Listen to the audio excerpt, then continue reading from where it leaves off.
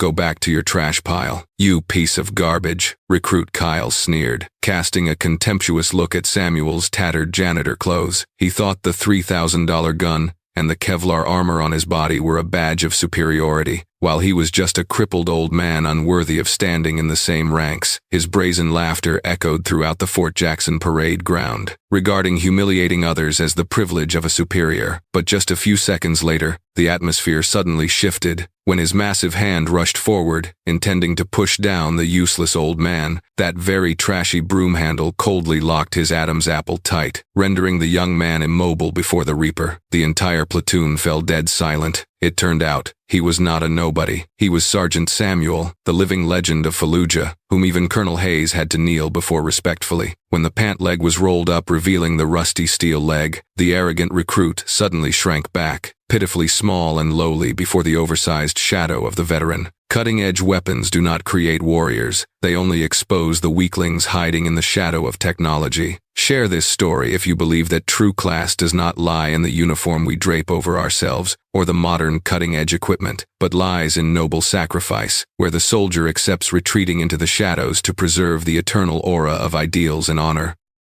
The July sun hung suspended directly overhead like a fiery eye, scorching everything beneath it with a blinding white light. On the parade ground of the Fort Jackson base, the heat had become a tangible force, weighing heavily on the shoulders of the humans standing there. The air thickened, quivering as it rose from the asphalt, turning every distant scenery into a blur like an oil painting melting in a blast furnace. The sweltering heat blew into faces, creeping into every layer of fabric, making lungs feel as though they were inhaling stifling sulfurous fumes. Inside that giant furnace, a platoon of new generation recruits was assembling, carrying upon themselves the pride of the most modern military technology of the 21st century. They stood there, glistening and full of majesty. Each soldier was a mobile fortress equipped to the teeth. Pitch-black new-generation assault rifles lay silent in their hands, exuding a cold, deadly aura. On the weapon bodies, optical red dot sights reflected the harsh sunlight, alongside laser lights, auxiliary grips, and a series of cutting-edge combat accessories. Layers of ultra-lightweight Kevlar armor hugged their fit bodies, designed to stop the most dangerous bullets. On everyone's wrist, touchscreen smartwatches blinked continuously, creating a bizarre symphony of electronic light under the sun. Red and green numbers danced, reporting heart rate, calorie consumption, and stress levels. Technology enveloped them from head to toe, creating an invisible shield, separating them from the harshness of the outside world. However, in complete contrast to that brilliant warrior appearance, the platoon's morale was crumbling like strips of soft wax. Military silence was broken by heavy panting and whispering complaints. The scorching heat had stripped bare the naked truth behind those expensive suits of armor. Shoulders slumped, backs hunched under the weight of the gear, and their eyes did not look toward the hypothetical target ahead, but were glued to the numbers dancing wildly on their wrists.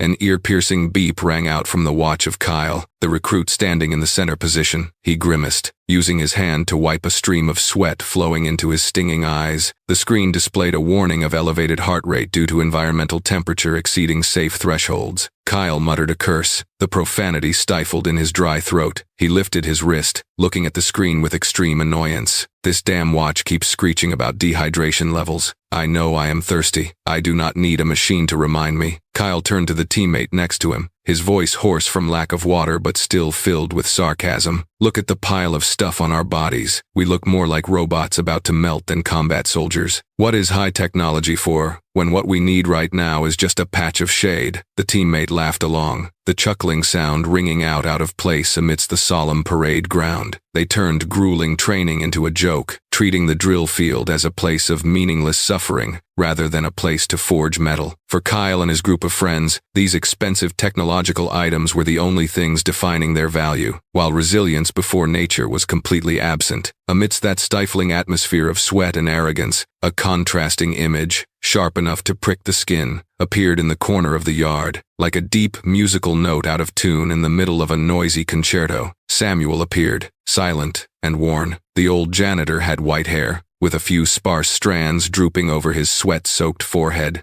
Samuel draped over himself, a red plaid shirt frayed at the shoulders, the red color faded with time, revealing the thin fabric at the elbows. Inside, an old gray t-shirt hugged his gaunt chest. The dark pants he wore were baggy, the pant legs disheveled, covering leather shoes with worn-down soles, the cracked leather covered in the dust and earth of the drill field. Samuel moved slowly. Every step was a silent effort. His gait was limping, 1 foot high and 1 foot low, creating a peculiar rhythm. In his hands was not a modern assault rifle, but a long wooden-handled broom and a chipped plastic dustpan. He was sweeping dry leaves falling onto the parade ground. A tedious and seemingly meaningless job amidst this drill field full of the smell of gunpowder. Samuel worked with high concentration, eyes glued to the ground, completely separated from the noise and glitz around him. The recruits quickly discovered Samuel's presence. Curious, scrutinizing eyes began to pour toward the old janitor. His appearance became a fresh topic of entertainment for heads bored by the heat. Snickering began to buzz within the ranks. They looked at his tattered clothes and compared them with their straight, expensive uniforms. That contrast made them feel superior, satisfying the ego being suppressed by the heat. Kyle narrowed his eyes, his gaze sharp as a knife blade, shining straight at Samuel. He had just finished drinking a bottle of chilled spring water. The cooling sensation slipping down his throat made him a bit more alert, but also flared up the excitement of a hunter finding prey. Kyle crushed the plastic bottle in his hand, the crunching sound ringing out crisply. He looked at Samuel, then looked back at his group of friends who were giggling, a cruel thought spawning in his head. Look there, the leaf-sweeping squad is in action. If you guys do not survive this training course, then that is the future waiting in store. Kyle jerked his chin toward Samuel, his voice loud enough for the whole group to hear. The recruits burst out laughing boisterously. Kyle's toxic joke was like a stimulant, making them forget the heat and fatigue. They joined in, pointing at Samuel's uneven gait, gossiping about his torn shoes and his miserable appearance. In their eyes, Samuel was not a human being, but a lowly creature. Samuel seemed not to hear those mocking words. He paused his sweeping hand a little to pant, his chest heaving up and down under the thin shirt. His calloused, sinewy hands tightened slightly around the broom handle, finding a fulcrum to balance his aching legs. He brought his sleeve up to wipe sweat from his forehead, his face etched with the wrinkles of time and hardship. Samuel was completely unaware that he was becoming the center of a malicious joke. Samuel's indifference and resignation made Kyle feel even more annoyed. He did not accept that his prey appeared so calm before his authority. Kyle's arrogant ego was provoked. He felt he needed to do something stronger to force that old man to pay attention to his powerful presence. Kyle stepped out of the line by 1 step, his right hand holding the empty crushed plastic bottle. He stared at Samuel's hunched back, eyes narrowing to calculate distance and force. On Kyle's handsome face appeared a disdainful smile. He rotated his wrist slightly, warming up his shoulder joint, then dropped the bottle to his right foot, tapping the toe of his shoe like a soccer player preparing for a decisive penalty kick. The surrounding recruits held their breath, waiting for the upcoming performance. Samuel still diligently swept, the swishing sound of the broom ringing out steadily, exposing a skinny back without any protection. Kyle took a deep breath, pouring all the strength of youth and arrogance down to his legs. He tossed the plastic bottle lightly into the air a short distance, eyes locked onto the target. Just as the bottle began to fall to knee level, Kyle swung his right leg up, executing a skillful and powerful volley. The sound of the military boot, colliding with hard plastic, rang out with a sharp crack, tearing through the silent space. The bottle cut through the wind, flying away like a bullet, drawing a deadly curve in the scorching air, hurtling straight toward the old janitor, who was stooping in the corner of the yard. The plastic bottle tore through the wind with the velocity of an object thrown with all arrogance and contempt. It drew a perfect arc in the scorching hot air, gliding across the distance, separating 2 worlds. On one side, the flashy recruits, on the other, the aged janitor. The soft whistle of the wind in the ears gave way to a dry, brutal thud as the hard object slammed violently into Samuel's skinny shin. Thwack. The sound was not loud, but amidst the sultry atmosphere and the crowd's expectant silence, it rang out jarringly, like a slap to the face of human dignity. The bottle bounced off Samuel's leg, fell onto the burning concrete, and rattled away. Its wobbling rolls created an ear-piercing scratching noise, dragging on as if to grate on the listener's patience before stopping right next to his leather shoes with their worn-down soles. The entire parade ground held its breath. The recruits craned their necks, eyes eagerly awaiting a good show. They expected a cry of pain, panic, or at least the fearful cower of a weakling under attack. But what unfolded next was completely beyond their anticipation. The rhythmic sound of the sweeping broom suddenly ceased. Samuel stopped his hand. The wooden broom handle in his hand tilted slightly. The bristles stopped moving on the dust-covered ground. He stood there, motionless, his hunched shadow stretching long across the yard like a sculpture carved from hardship. Time seemed to freeze in that moment. The stifling heat of July still blew into faces, but the space around the old janitor seemed to thicken, heavier and more suffocating than the air in a bunker. Slowly, very deliberately, Samuel raised his head. His movement showed no startle or haste. It was strangely calm. The old baseball cap nudged up slightly, revealing a face full of the deep furrows of age and exposure to the elements. And then, his eyes found Kyle. Those were cloudy eyes, hidden deep under thick eyebrows that had turned white like frost. The moment that gaze touched Kyle, the young recruit felt as if he had just been doused with a bucket of ice water in the middle of a summer noon. He had prepared himself to receive fear, pleading, or even the weak, resentful glare of someone backed into a corner. He wanted to see submission in those eyes to satisfy his inflating ego. But Kyle found nothing he expected. In the old janitor's eyes, all ordinary human emotions seemed to have completely evaporated. There existed no fear of power, nor was there any flame of anger kindling. It was empty, an emptiness so absolute, profound, and cold, like the bottom of a bottomless abyss. It was the gaze of a person who had seen too many horrors, to the point that the malicious pranks of these brats could not create even a small ripple in his mind. The boisterous smile on Kyle's lips suddenly froze, distorting pitifully. He felt his throat go dry. The laughter got stuck somewhere in his larynx. Unable to escape, an invisible cold current ran down his spine, creeping through layers of thick Kevlar armor, making the fine hairs on the back of his neck stand on end. The primal instinct of a beast facing a potential danger suddenly rose strongly within him, screaming at him to back away. He did not understand why he had this feeling before a crippled old man, but his legs seemed to want to retreat automatically. Samuel held that gaze for exactly 3 seconds. The first second, he looked at Kyle as if identifying a foreign object that had just entered his field of vision. The gaze pierced through the expensive equipment, through the flashy exterior, shining straight into the hollow essence inside the young man. The second,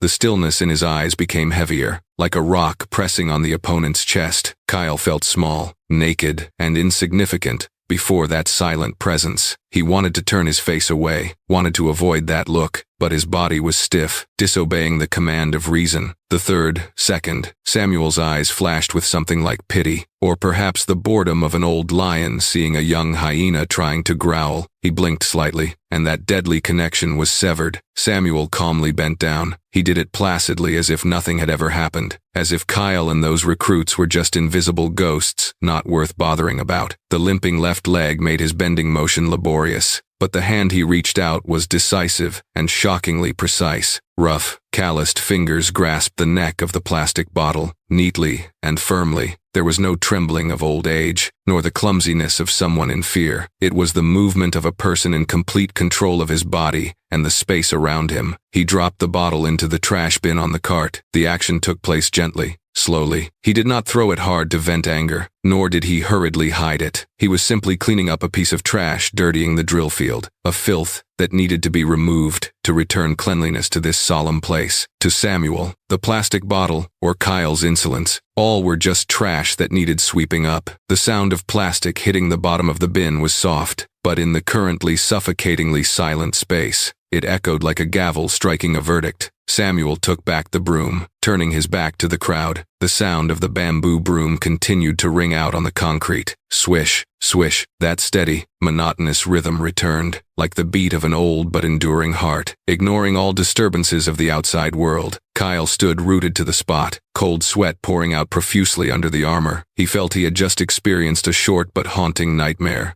The feeling of being overwhelmed by a silent gaze made him feel humiliated. He was Kyle, an excellent recruit, equipped to the teeth. He could not let an old janitor scare him. His wounded ego screamed, demanding he regain face immediately. He needed to prove that the moment of weakness just now was merely an illusion. He took a deep breath, trying to dispel the eerie feeling still lingering at the back of his eyes. Kyle turned to his teammates, forcing a strained smile, trying to stretch his stiff facial muscles to create his usual confident look. He needed laughter, needed the crowd's validation, to fill the void of fear that had just appeared in his heart. See that? These people are born to bow their heads and serve us, without us protecting them. This old man would surely rot in some corner. Kyle's voice rang out, louder than necessary, carrying the harsh tone of obstinacy. He wanted to use volume to drown out Samuel's terrifying silence. The surrounding recruits also started to laugh, but their laughter this time was no longer as wholehearted as before. It was disjointed, hesitant, and lacked natural gloating. Perhaps, somewhere in their subconscious, they also sensed the abnormality from that aged man, an aura they lacked the experience to name, but were sensitive enough to be wary of. Samuel's broom sound still rang out steadily, ignoring the forced clamor behind his back. But the stifling atmosphere on the parade ground suddenly changed. It was no longer just the heat of the sun or the tension of a malicious prank. An invisible pressure, heavy and sharp as a knife blade, began to envelop the space. From the command building, a tall figure stepped out of the shaded area, entering the blinding sea of sunlight of the parade ground. That person moved slowly, but every footstep landing on the asphalt carried the weight of 1,000 pounds. That person's shadow stretched forward, covering the shadows of Kyle and the huddled recruits. The temperature on the field seemed to drop suddenly by a few degrees, not because clouds covered the sun, but because of the cold, murderous aura radiating from the newcomer. That appearance was so majestic and terrifying that even the dust particles floating in the air seemed to have to drift aside to make way. All laughter was extinguished immediately, strangled by the presence of an absolute authority approaching. The arrival of Colonel Matthew Hayes was like a tropical depression suddenly forming in the eye of a storm, sucking away all the surrounding oxygen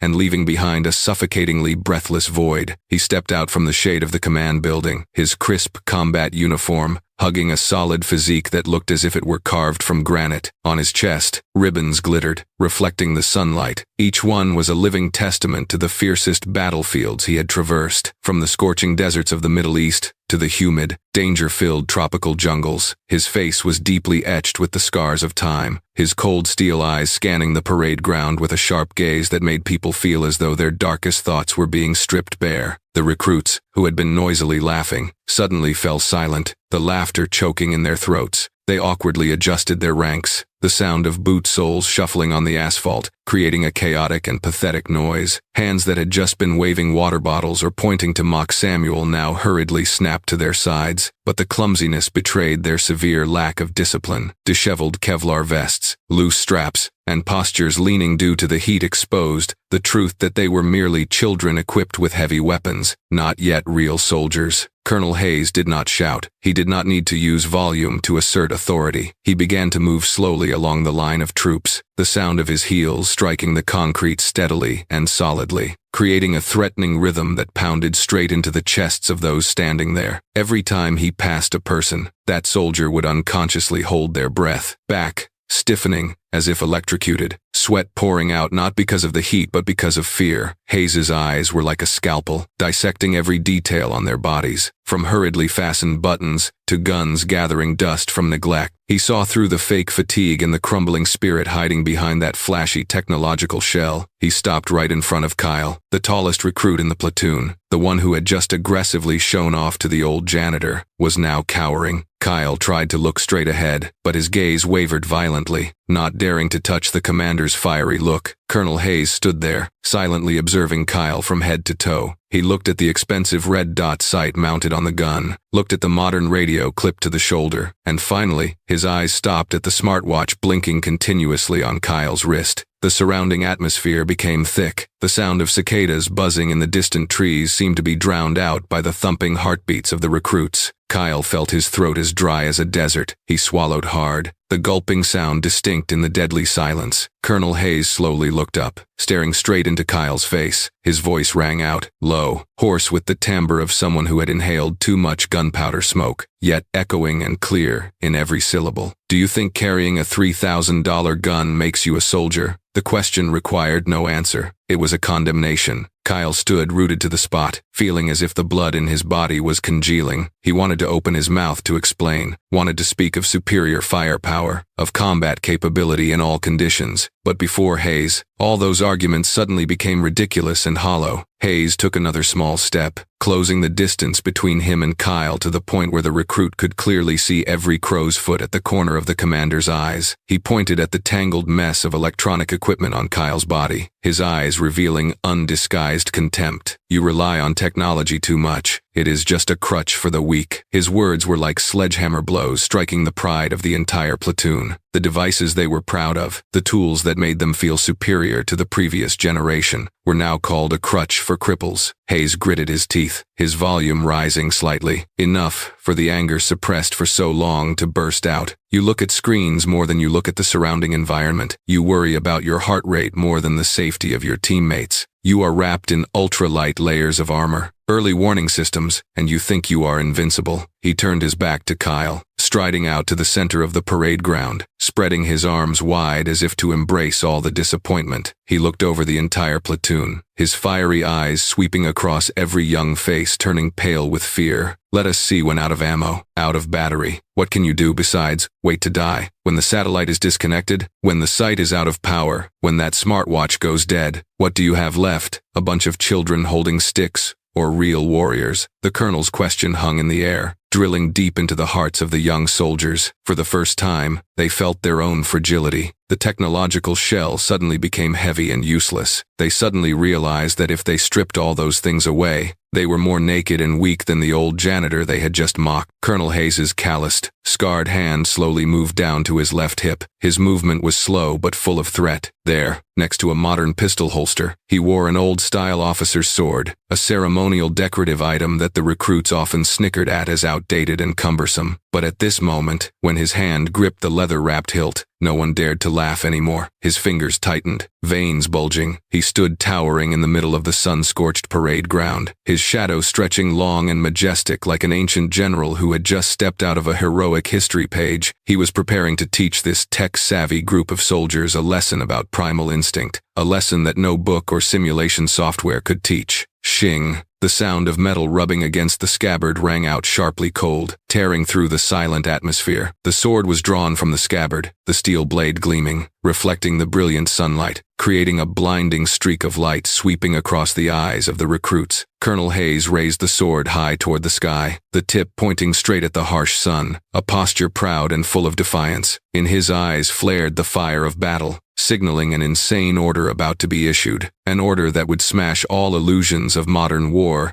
held by those standing there. "Do you think a real soldier needs modern equipment or metal of steel? Comment to let me know your opinion." The officer's sword reached high, pointing straight up to the deep blue sky like a lightning rod, drawing every fearful gaze to a single point. The harsh sunlight of the summer noon poured down on the gleaming steel blade, creating sharp reflections cutting across the vision of the recruits standing stunned below. Colonel Hayes stood there, towering and immobile like a war monument carved from mountain rock and gunfire. His shadow stretched long on the burning asphalt surface, covering the trembling ranks, creating an absolute psychological domination. In that moment, he was no longer a peacetime commanding officer, but the embodiment of bloody battles in the past, where technology was never the deciding factor for survival. Hot wind blew, fluttering the flaps of his uniform, but his sword-holding arm remained in position, steady as an iron oath. He took a deep breath, his chest expanding as if to suck the entire stifling atmosphere of the drill field into his lungs. And then, an explosive sound rang out, tearing through the suffocating silence enveloping Fort Jackson. "Fix bayonets, cold steel defense." The command "Fix bayonets, cold steel defense" rang out like thunder in a clear sky, carrying the resonance of old battlefields, where the sound of clashing swords and spears drowned out gunfire. Colonel Hayes's voice was booming, echoing, striking the eardrums of every soldier, penetrating through thick protective helmets and creeping into their panicking minds. It was not a standard command in modern textbooks. It was the call of the Reaper, a reminder of the soldier's most primal killer instinct. When guns are out of ammo, when machines malfunction, Humans must use their own blades and muscular strength to snatch back life, but responding to that majesty was a deadly and awkward silence. The entire platoon of recruits stood staring blankly at each other, their young faces revealing extreme confusion. They were like people hearing an ancient language lost centuries ago. In their heads, concepts of electronic warfare, air support, and laser aiming points, dancing wildly, had absolutely no room for the phrase, "fix bayonets." For this generation of warriors raised on touchscreens and joysticks, a bayonet was something belonging to a museum, belonging to the black and white films their grandfathers used to watch. Whispers began to rise, creeping through the ranks like the sound of a broken beehive. Bewilderment was evident in every gaze, every frown. Fix bayonets. Is he joking? Who uses daggers attached to gun tips in this era? We have long-range assault rifles. I do not even know where my knife is located in this pile of luggage. Silly questions whispered into each other's ears, betraying a severe lack of basic combat knowledge. They were taught how to press buttons to call cruise missiles, but forgot how to hold a knife to protect themselves at close range.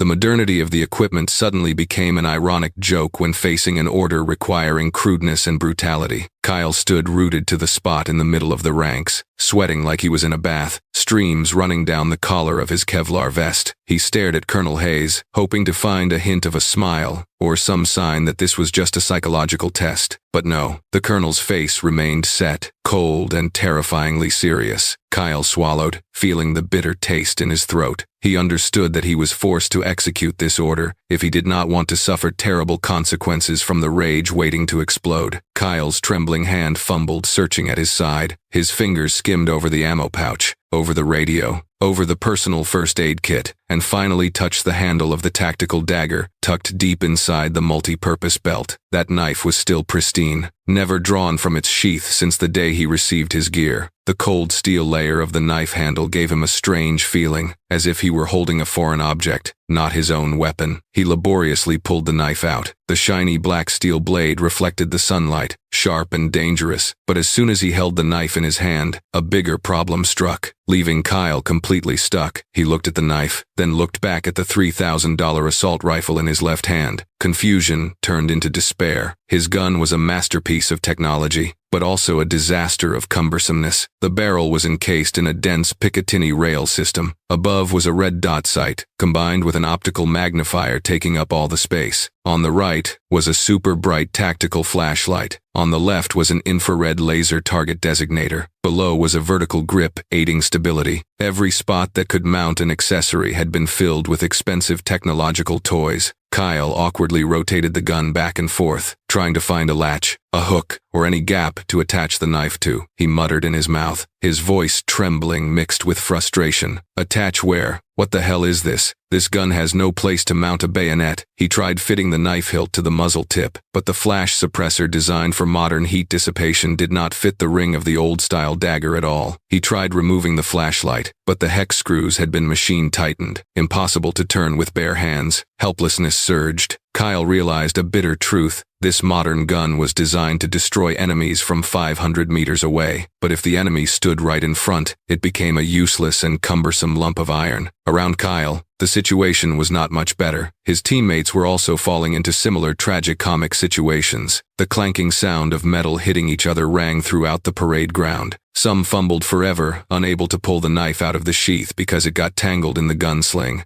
Some held the knife backward, the blade dangerously facing themselves. Some even dropped both knife and gun to the ground, creating jarring, pathetic sounds. Colonel Hayes still maintained the posture of raising the sword, his hawkish eyes observing all the chaos below. He saw clumsy fingers, fearful eyes, and pathetic reliance on technology. He said nothing more. His silence at this moment was more terrifying than shouting. His eyes contained extreme disappointment, a deep sadness of a commander witnessing the next generation having lost the most core survival instinct. He saw an army equipped to win simulated wars on computers, but holding on to certain death if stepping into a real life and death war, in blood and mud. The recruits' awkwardness quickly turned into mild panic. They looked at each other for help, but received only helpless shakes of heads. The initially straight horizontal formation now began to look disheveled and distorted. Soldiers turned this way and that, trying to find a way to complete the order, but the more they tried, the more confused they got. The heat, the pressure from the commander, and their own helplessness had broken their will.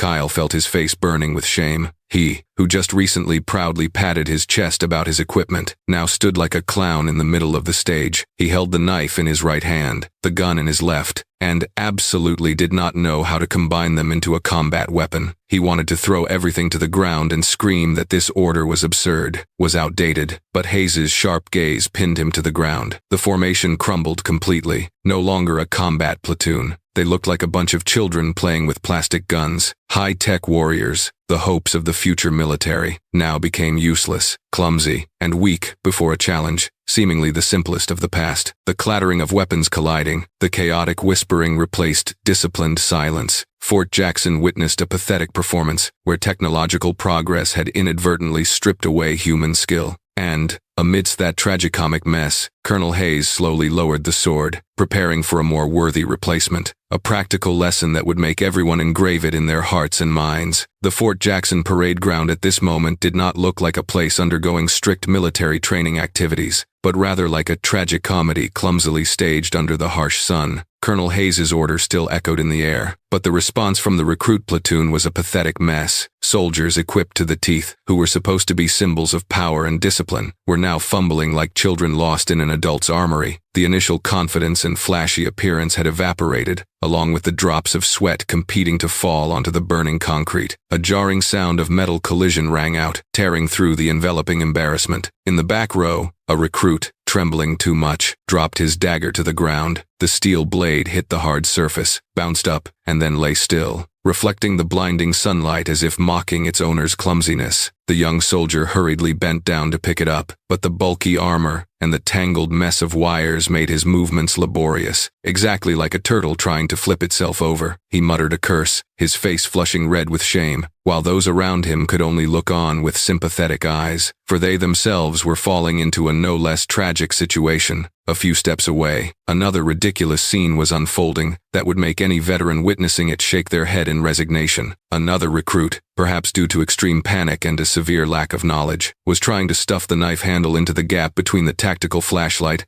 and the laser sight groove. He gritted his teeth, pressing down hard with force, hoping that by some miracle, two completely unrelated items would fit together. The sound of plastic rubbing against metal emitted horrible grinding noises, betraying a basic lack of understanding of weapon construction. He was treating his $1,000 gun like a Lego assembly set, completely forgetting that this was a tool for killing and protecting life. In the center position, Kyle was experiencing the worst moments of his short military life. The arrogance, the superior air he displayed when bullying the old janitor earlier, had vanished without a trace. Instead, there was panic and extreme impasse. Sweat flowed in streams from his forehead, seeping into his stinging eyes, but he did not dare raise his hand to wipe it because both hands were busy with the useless mess of weapons. He rotated the gun in his hand, flipping it over and over, searching in desperation for a bayonet lug. But the more he searched, the more he realized the brutal truth that this modern gun had completely eliminated that archaic detail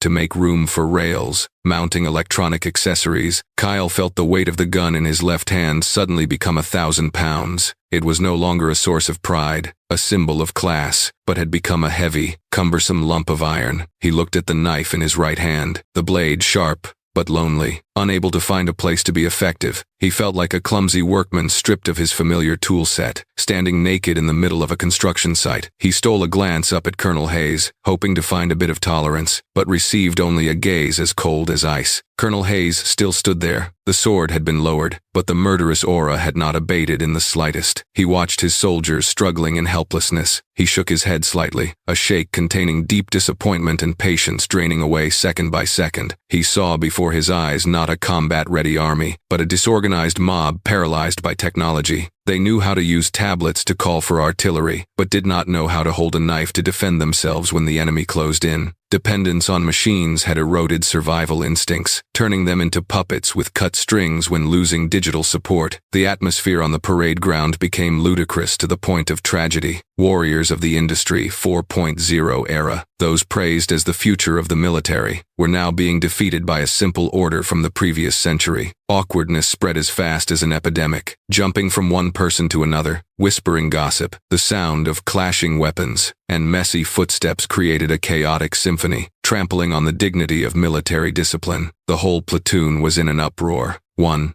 asking another, looking at each other, all searching for an answer that did not exist. They were like boats having lost their direction in the open sea, circling in hopelessness. Colonel Hayes's terrifying silence was like a countdown clock, signaling a storm about to strike. He was waiting, but not waiting for them to complete the mission. Rather, waiting to clearly see the final limit of this weakness. He wanted them to thoroughly feel the sensation of helplessness, the sensation of being stripped of all fake supports to realize the true value of metal. And then, just as the chaos reached its peak, when the ludicrousness seemed beyond salvation, a strange sound suddenly rang out, cutting across all the noise. Clop. It was not the sound of a gunshot, nor the sound of metal colliding. It was a sharp, solid, and powerful sound of a shoe heel pounding down on the hard surface. That sound was as sharp as a knife blade, tearing through the awkwardness, piercing through the fog of panic, and pounding straight into the mind of every soldier. It rang out from the corner of the yard, where everyone seemed to have forgotten the existence of a small human being. All activities on the parade ground halted. Fumbling hands stopped completely. Whispers died out. Hundreds of eyes simultaneously turned back toward the direction emitting that sound. Kyle also turned his head, eyes wide with astonishment. That sound was too familiar, yet too strange in this chaotic context. It was the precise foot stomp of close-order drill, the sound symbolizing steel discipline, absolute obedience, and the power of a regular army. But who was the person who had created it amidst this tangled mess? A curiosity mixed with fear began to creep into the air, clearing the way for a shocking appearance. The sharp,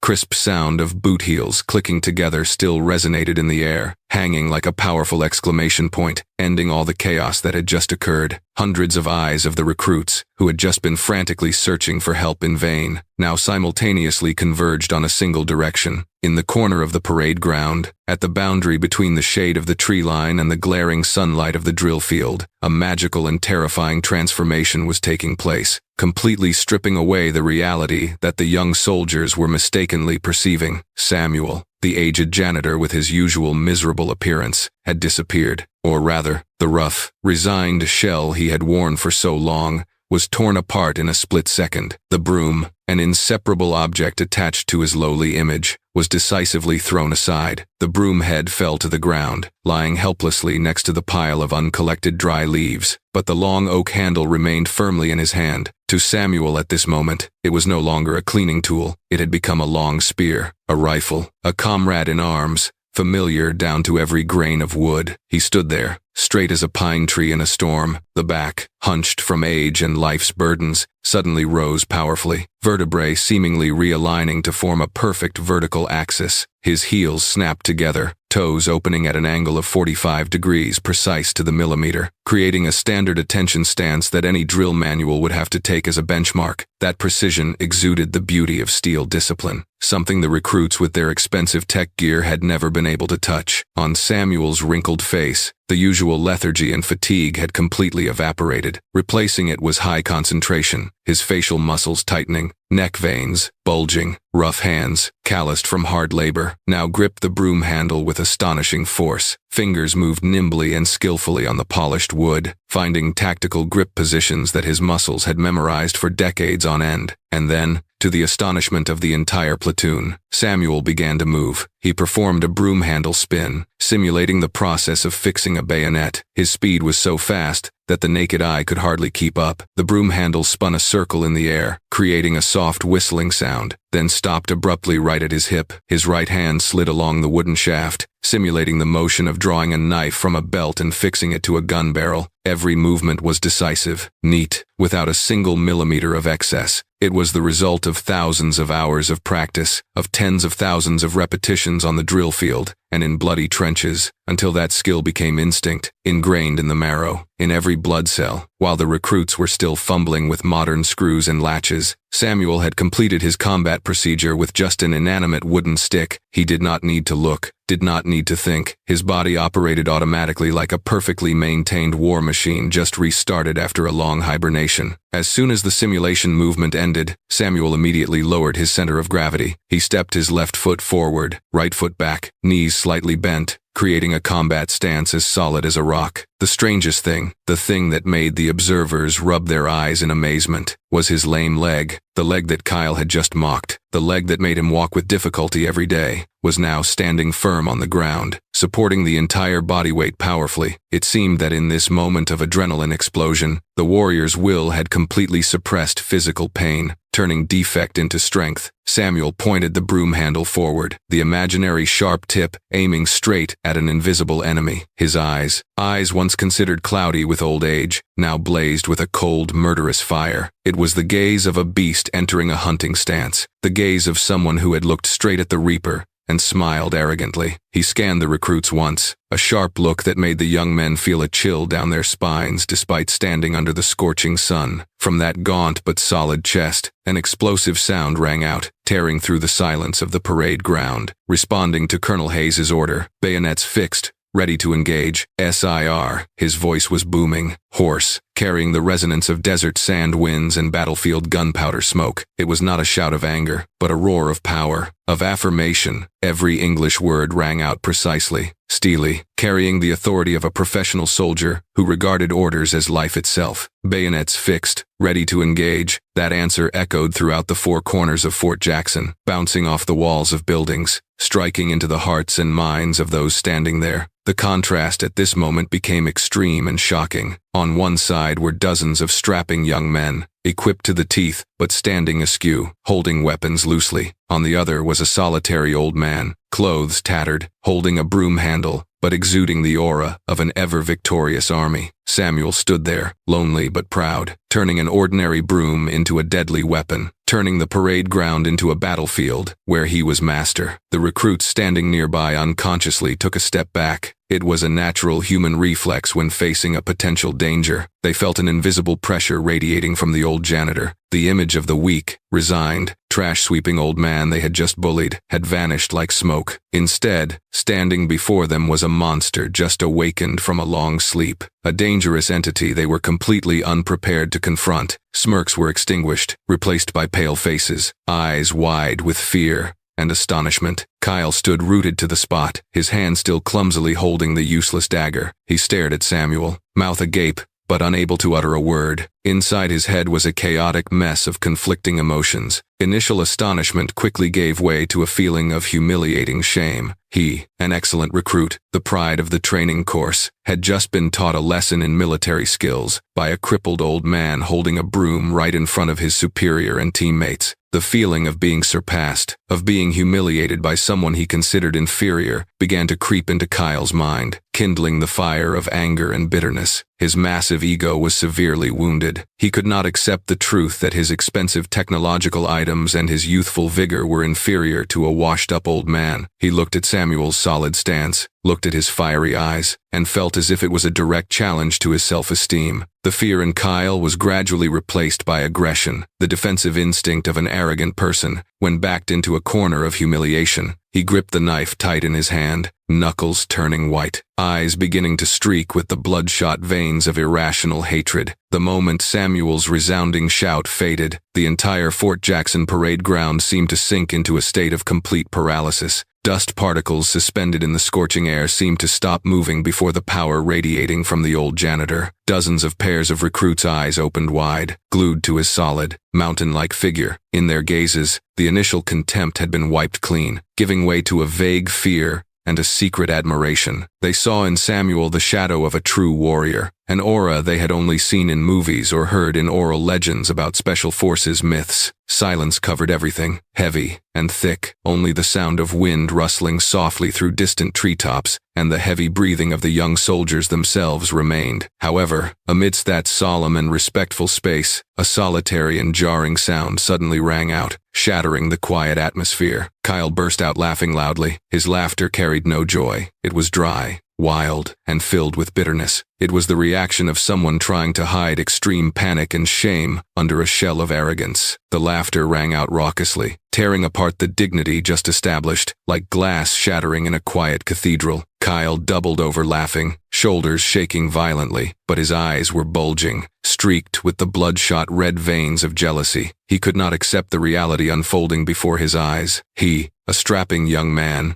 a future of the military, was being overshadowed by a crippled, trash-sweeping old man. His massive ego was deeply wounded, and the only defense mechanism he knew was to attack and demean the opponent to elevate himself. "What the hell is this?" Kyle screamed while laughing, his voice breaking from agitation. He looked around at his teammates standing rooted to the spot, trying to find agreement but receiving only evasive glances. The solitude in his thinking made him even more frantic. He felt he needed to rip off that old man's mask, needed to prove to everyone that everything that just happened was just a cheap trick, a ploy of those at the bottom of society to fool the public eye. He stepped out of the ranks, breaking formation crudely. His footsteps pounded hard on the concrete, clearly showing aggression and lack of control. Kyle advanced straight towards Samuel, finger pointing directly at the old veteran's face, his attitude insolent and full of challenge. "Hey, old man, is this a circus?" Kyle shouted, his face flushing red, thrusting close to the space in front of Samuel. He deliberately used loud volume to drown out the opponent's confidence, using derogatory language to trample on the other person's dignity. "What do you think you are doing?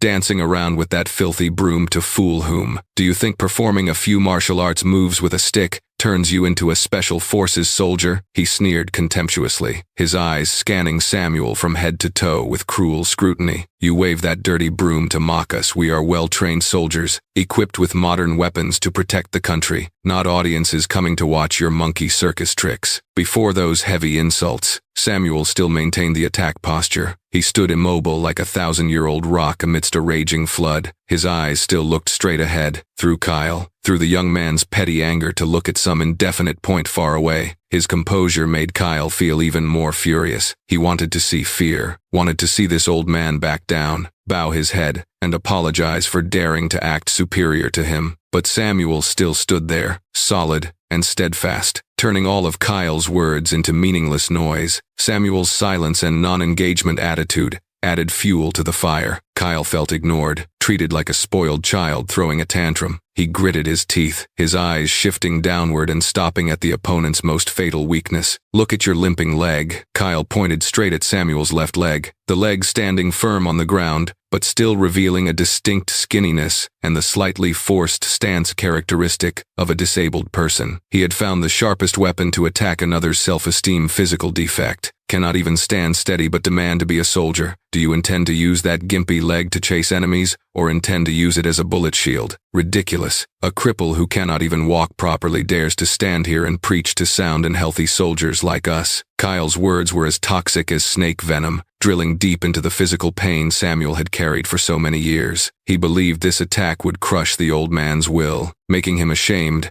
and retreat to the proper place of a lowly trash sweeper. Not stopping there, Kyle turned sharply to Colonel Hayes, who was still standing silently, observing everything with unpredictable eyes. Kyle tried to pull the commander to his side, hoping to use a superior's authority to crush Samuel. "Sir, this is an insult to the U.S. Army. Do not let this cripple dirty our formation. He is just a delusional janitor, a loser trying to seek a bit of glory with petty tricks. His presence here, in this posture, is an insult to the uniform we are wearing." Kyle screamed, his voice echoing throughout the parade ground. But he did not realize that in Colonel Hayes' eyes at this moment, there was only chilling coldness. He was too drunk on his anger and blind ego to perceive the boundary between bravery and stupidity. He assumed that defending the honor of the modern soldier meant trampling on old values he considered useless. Seeing the colonel still not intervening, Kyle became even more smug. He misunderstood that silence as tacit agreement, or at least permission for him to teach this outsider a lesson. He turned back to face Samuel. The distance between the two was now less than an arm's length. He could smell the pungent sweat and the scent of dust and earth radiating from the janitor's old clothes, smells he considered foul and lowly. "Go back to your trash pile, you piece of garbage." Kyle's aggression escalated to its peak. He was no longer satisfied with just using words. He wanted physical impact, wanted to use the superior muscular strength of a 20-year-old to push down that hateful old monument. He wanted to see Samuel fall flat on the ground, crawl up, and pick up the broom with his inherent pathetic look. Only then would Kyle feel his position restored, his ego soothed, Muscles on Kyle's guardian-like arm tensed under the Kevlar armor. He shifted his center of gravity forward, gaining momentum from his strong legs, preparing to unleash a thunderous push. In his head, he had painted the scenario where that skinny old man would fly far away like a dry leaf before a whirlwind. He sneered, a cruel smile of someone who believed physical strength was the only truth on this drill field. Kyle's large hand, like a pincer, tore through the wind, rushing forward, aiming straight at Samuel's chest with all hostility and contempt. It was not just a push, it was the release for the rage of an arrogant generation wanting to deny and bury the past. He poured all his strength to shove the crippled old man down to regain face, firmly believing that victory was already in his hands. Kyle's massive hand tore through the wind, carrying the entire weight of his body and the aggression of a young man losing control. He put all his force into the push, firmly believing that in just one more second, the image of the skinny old man in front of him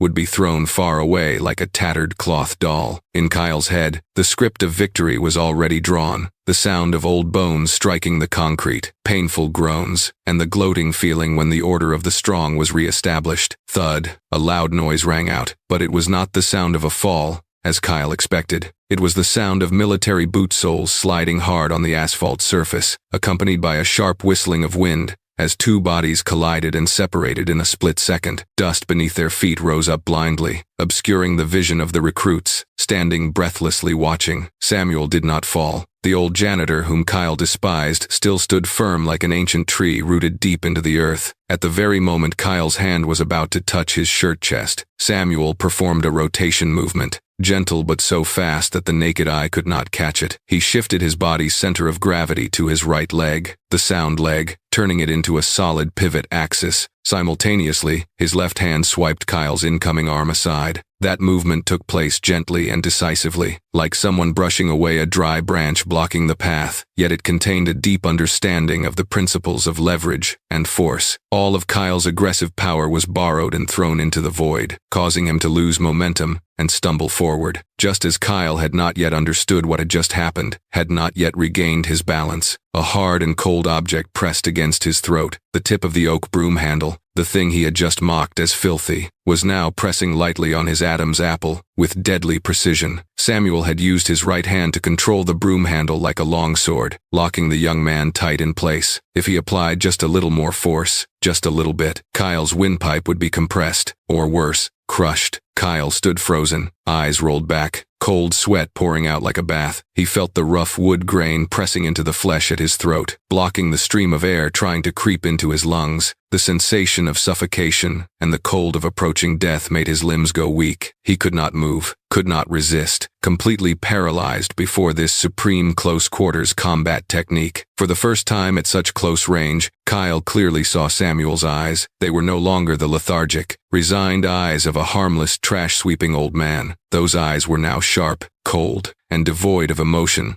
like a black gun barrel. They were the eyes of a professional assassin, of a special forces soldier who had once taken enemy lives on the battlefield without flinching. Reflected in those eyes was the miniature image of Kyle, an arrogant recruit trembling with fear. Samuel did not need to say a single word, but the killing aura radiating from him was enough to strangle any of the opponent's will to resist. Stop immediately! Colonel Hayes's roar rang out like thunder, tearing through the suffocatingly tense atmosphere. The superior's order acted upon Samuel like an electric switch. Military instinct ingrained in his flesh and blood caused him to reflex immediately. In a single breath, Samuel retracted the broom handle. The movement was as fast and neat as when he launched the strike. The killing aura on him vanished completely, replaced by the solemn posture of a soldier awaiting orders. He snapped his heels to stand at attention, the broom handle upright at his side, eyes looking straight ahead, returning to being a harmless janitor amidst the sun-scorched parade ground. The transition from a fighting machine to a disciplined soldier took place so smoothly that it made people shudder. Losing his support and control, Kyle stumbled and then fell flat on the ground. He coughed violently, both hands clutching his throat, where the stinging pain from the broom handle tip still lingered. The dry cough tore at his lungs, making his face bright red, tears and snot streaming out. He greedily inhaled the hot atmosphere, feeling as if he had just returned from the realm of the dead. But as soon as the fear passed, humiliation began to invade his mind. Kyle looked up, seeing his teammates looking at him with eyes full of shock, mixed with pity. The image of him, a tall, strong recruit,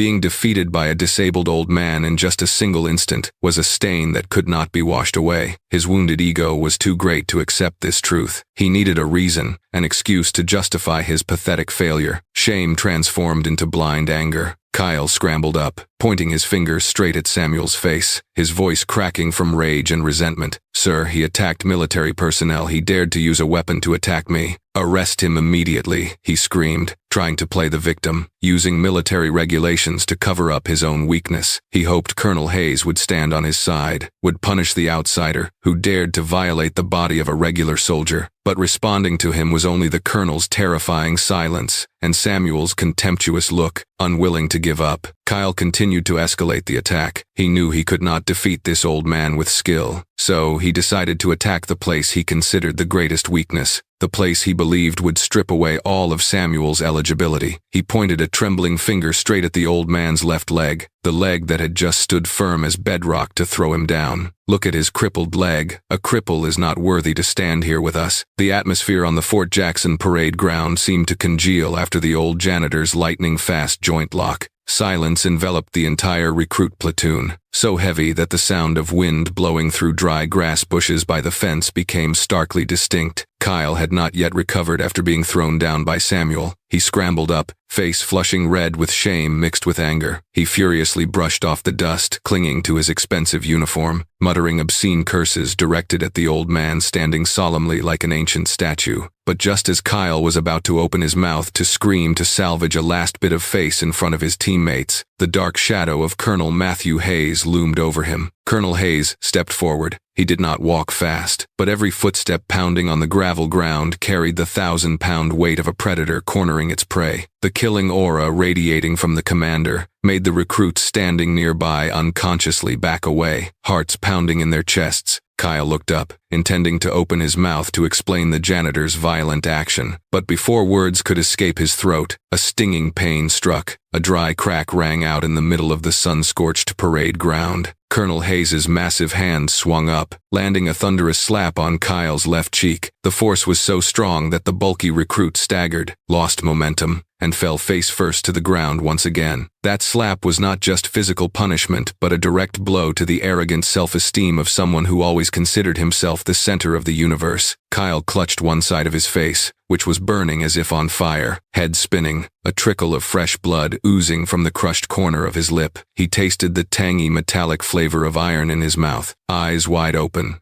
staring blankly at the respected commander, standing towering in front of him like a volcano waiting to erupt. Colonel Hayes gave him no chance to breathe or digest the shock. He roared, his voice echoing like rolling thunder in a clear sky, tearing through the quiet of the sultry summer noon. "You call that a gimpy leg, you idiot?" The colonel's question contained fury suppressed for so long, not directed at the weakness in skill, but at the rot in character. He looked down at Kyle with contemptuous eyes, the gaze reserved for cowards who only knew how to bully those weaker than themselves. Kyle trembled, his swollen mouth moving but unable to utter a word. Fear had strangled all resistance in him. But what happened next truly left the entire platoon dead silent, a scene that perhaps throughout their military lives later they would never forget. Colonel Hayes turned his back to Kyle, facing Samuel. The old janitor still maintained the posture of standing at attention, back straight, eyes looking straight ahead, showing no fear or flinching despite just having a scuffle with a soldier. The colonel walked closer to Samuel. The distance between the two men, one the most powerful person on the base in a crisp uniform full of medals and the other the lowliest in tattered worker clothes, seemed to be erased, witnessed by hundreds of eyes wide open in astonishment. Colonel Matthew Hayes suddenly knelt on one knee right in front of Samuel. The whole parade ground let out a small gasp, then immediately fell silent. The young recruits could not believe their eyes. The Iron Colonel, the man dubbed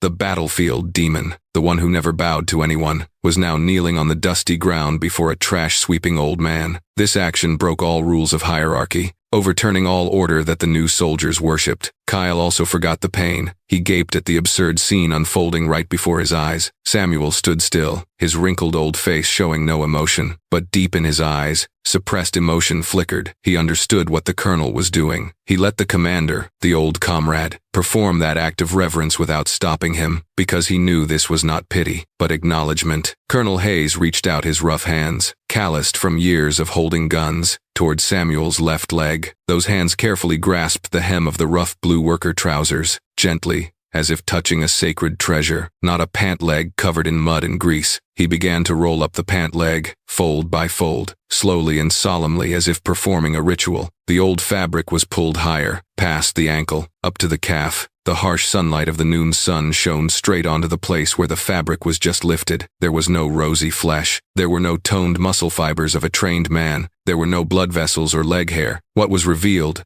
made everyone's chest feel as if squeezed by someone. Colonel Hayes used his knuckles to tap lightly on Samuel's shin. Clang. The sound of metal colliding rang out dryly, coldly, and hauntingly. That noise was small but had a destructive power stronger than any gunshot. It drilled straight into the minds of every young soldier standing there. It was the sound of steel, of inanimate matter, replacing human flesh and bone. The colonel continued to pull the pant leg up even higher, all the way to the knee. The entire secret of the limping leg that Kyle had just made a joke of was exposed naked under the sunlight. It was a cold, crude, metal bar, rusted with time. It was not modern bioprosthetic legs worth tens of thousands of dollars with flexible joints or perfect faux skin silicone shells often seen on TV. This was an old generation prosthetic leg, a pitch-black block of steel, heavy and ugly. Jagged weld marks ran along the metal body like bumpy scars, proof that it had been patch-repaired many times over the years. But what made people shudder even more was not that rusty steel bar, but the contact point between Samuel's body and the prosthetic leg. The stump at his knee was bruised purple, swollen painfully. The skin there was calloused, thickened into rough patches from enduring constant friction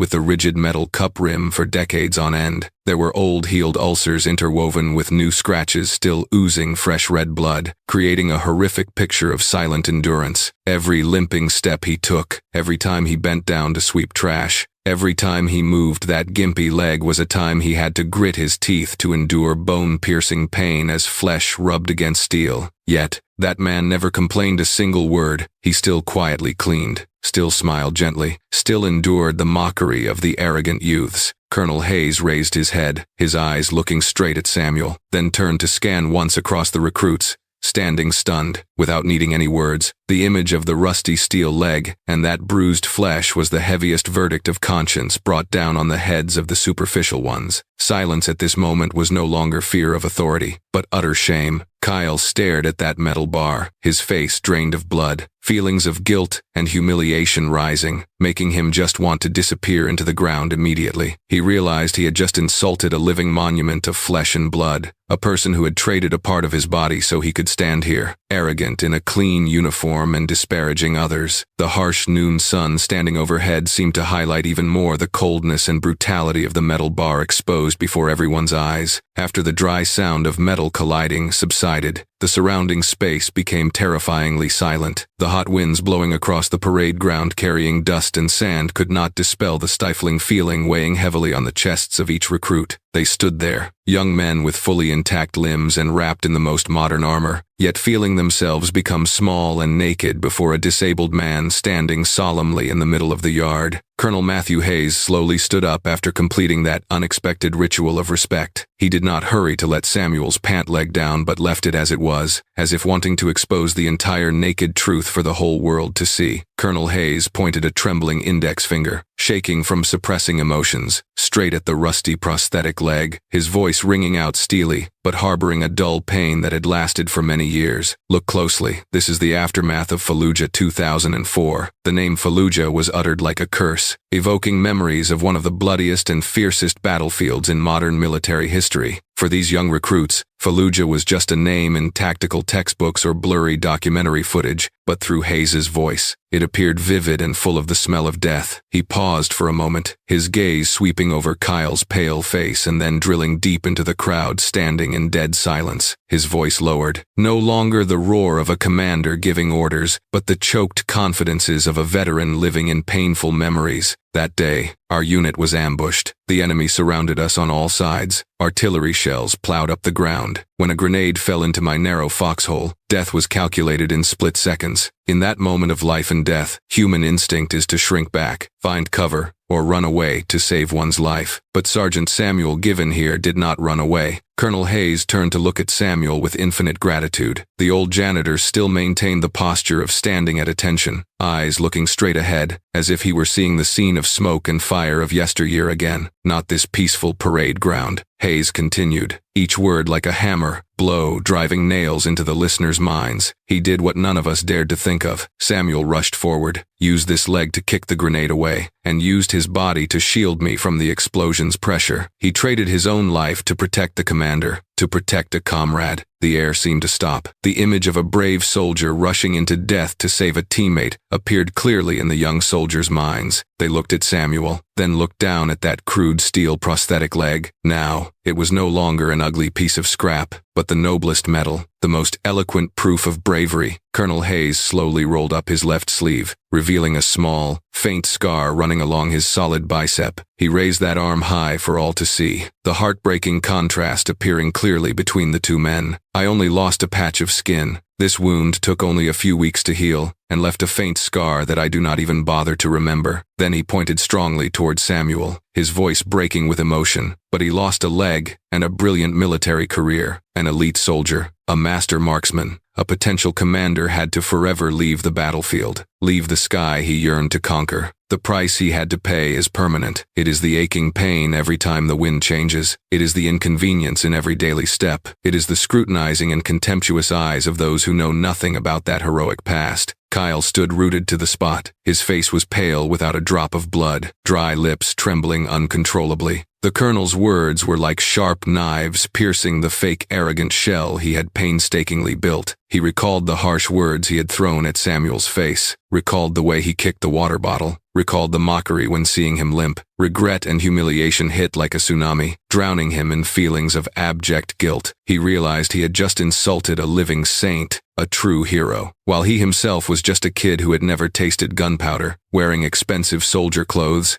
and delusional about power. Colonel Hayes stepped closer to Kyle, his eyes looking straight into the dark and weak heart of the recruit. Do you think he stays here as a janitor because he has nowhere else to go? Mistake. The military offered a lifetime pension and honored him as a hero, but he chose to stay, chose to hold a broom instead of a gun. He stays working as a janitor to remind people like me, the commanders, and even people like you, never forget the value of sacrifice. Every day seeing him clean this parade ground, I remember that my life was traded for a part of his body. He is the conscience of this base. Each of Hayes's words weighed 1,000 pounds. Silence covered absolutely. Other recruits lowered their faces to the ground. No one dared to look straight at Samuel. They felt the expensive technological items on their bodies suddenly become meaningless, even ridiculous, before the simple yet great presence of the old veteran. The value of a soldier does not lie in a $3,000 gun or a heart rate monitoring smartwatch, but lies in a heart ready to sacrifice everything for teammates. Kyle felt his knees go weak. He wanted to kneel down, wanted to disappear from this earth. His throat choked with bitterness. He tried to utter late apologies in desperation. I am sorry. Kyle's voice was tiny, lost due to fear and regret. He looked at Samuel with pleading eyes for forgiveness, hoping for absolution to ease his conscience. But that apology was too small, too weak compared to the huge insult he had caused. It was like a grain of sand thrown into that vast ocean of silent sacrifice. Colonel Hayes did not let him finish the sentence. His patience had reached the final limit. He did not need hollow apologies uttered from the mouth of a coward who only knew how to bow his head when backed into a corner. Do not apologize to me, Colonel Hayes interrupted with a loud shout, simultaneously swinging his arm, snatching the modern assault rifle from Kyle's hand. His movement was so fast and strong that Kyle could not react in time, only seeing his hands empty. He stood there alone, weaponless, without cover, completely stripped of everything that made up the flashy appearance of a soldier. The gun, the symbol of power he was proud of, was now in Colonel Hayes's hands, while he was just a trembling shadow under the scorching sun. The modern assault rifle had been confiscated, leaving Kyle's hands empty and superfluous in midair. Colonel Hayes did not let that void exist for long. He bent down, picked up the old bamboo broom that Samuel had set aside,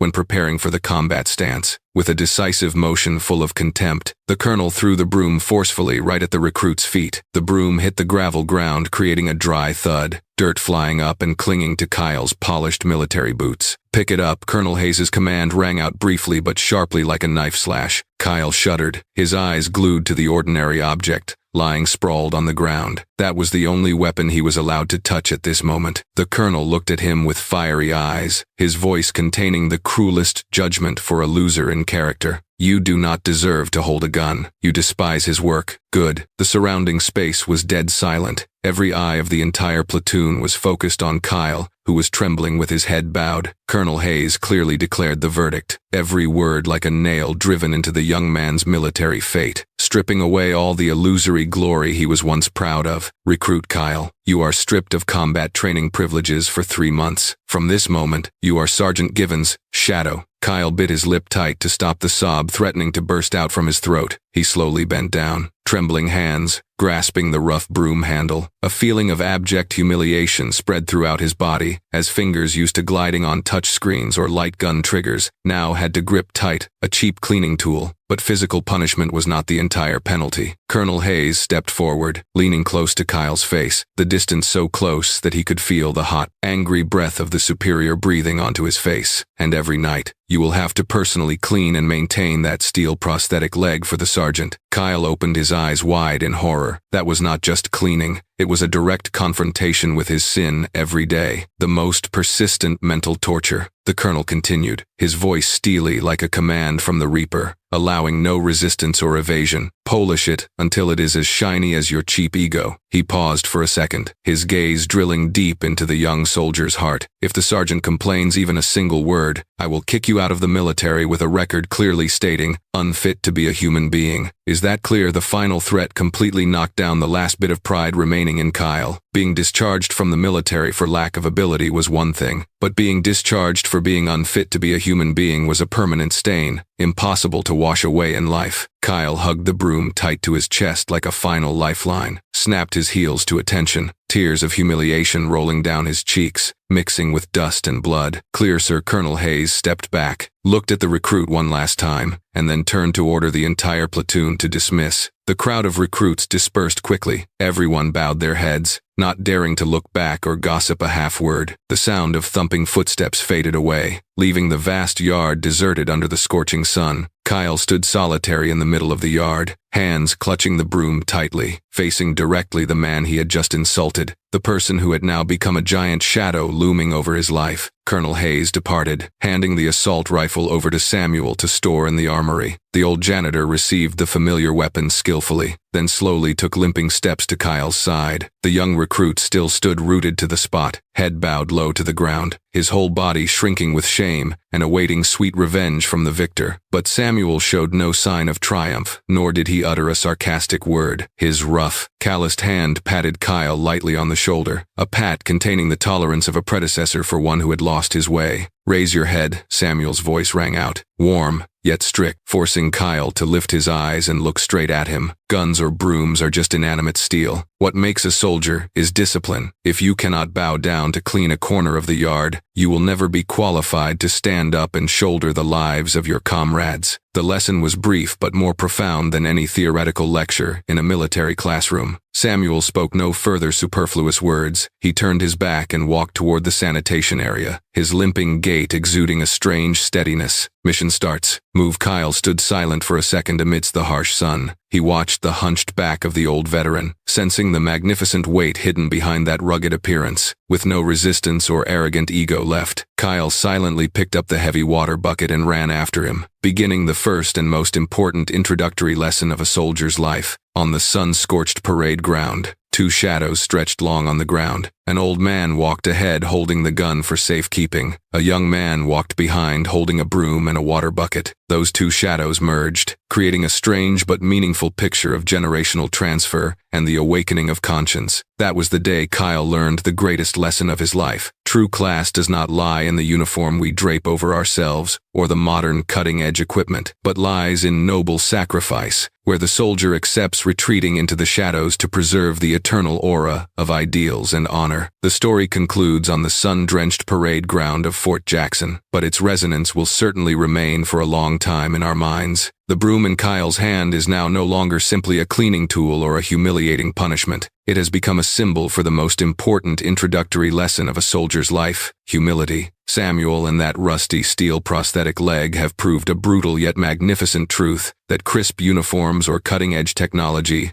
do not make a soldier, but it is the scars and silent sacrifices that are the most brilliant medals. There are heroes who do not wear capes, they wear janitor's clothes and walk with limping steps to clean this world, to make it more beautiful. If you have traveled with this story to the final lines, perhaps you are also asking yourself a question. In this fast-paced life, have we ever inadvertently cast a contemptuous glance over ordinary people, without knowing that they are carrying upon their shoulders an entire heroic past? The military world still has many other tragic and heroic stories, unnamed legends, and invaluable lessons about honor waiting to be discovered. Follow and subscribe to the channel today so as not to miss those emotional journeys. Each interaction of yours is a way to honor true values, to remind each other that never judge a book only by its cover, and never judge a soldier only by the rank he wears. And who knows, in the next story, you will find the answer to your own inner struggles.